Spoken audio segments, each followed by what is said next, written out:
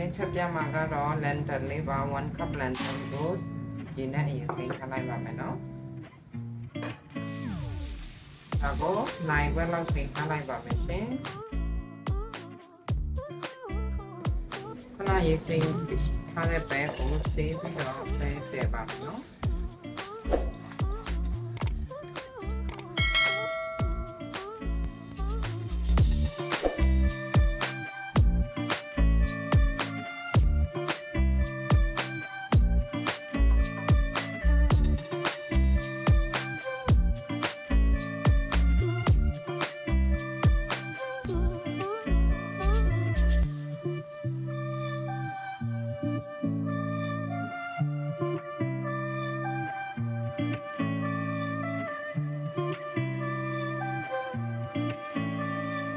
ပေါင်းပစ္စည်းကတော့ခုနီအကြီးတစ်လုံး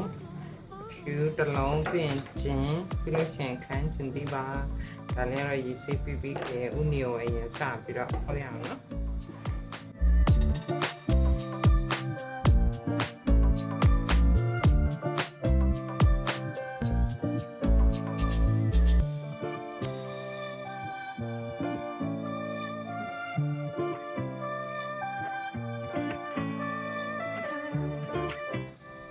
ပြီးလို့ရှိရင်တော့အဖြူ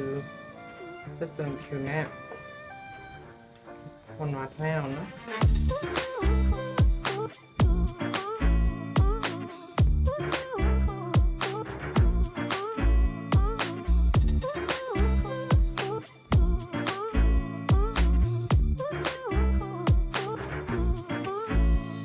ကဲဒါဝေးစီးပြီးထောင်းမယ်နော်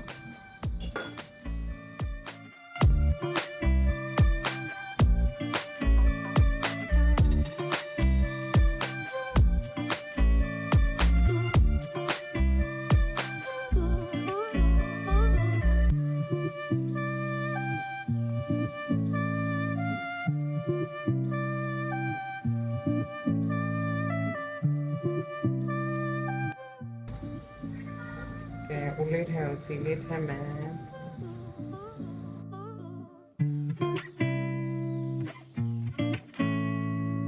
စီလေးပြီးဆိုမှချက်သွင်းနေထည့်မယ်နော်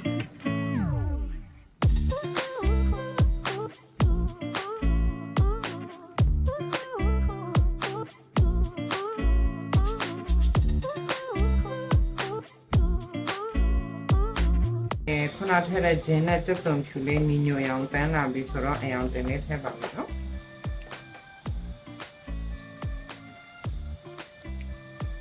အယောင်တင်လေးထည့်ပြီးလို့ရှိရင်ခုနဖောက်ထားတဲ့ခန်းချင်ဒီလေးထည့်ပါမယ်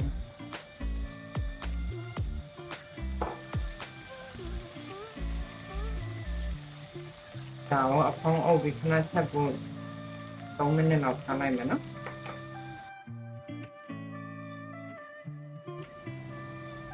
ကဲခန်းချင်ဒီလေးချက်လာပြီဆိုတော့ခဏပြုတ်ထားတဲ့ပဲဟင်းလေးကိုထည့်လိုက်ပါမယ်နော်ပဲကဲ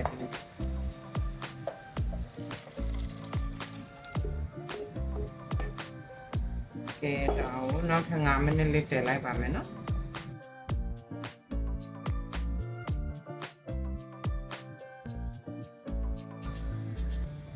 ကဲကလေးရောလူကြီးရောစားလို့ရတဲ့ပဲဟင်းလေးအဲ့ဒါရှိတဲ့ပဲဟင်းလေးရပါပြီရှင်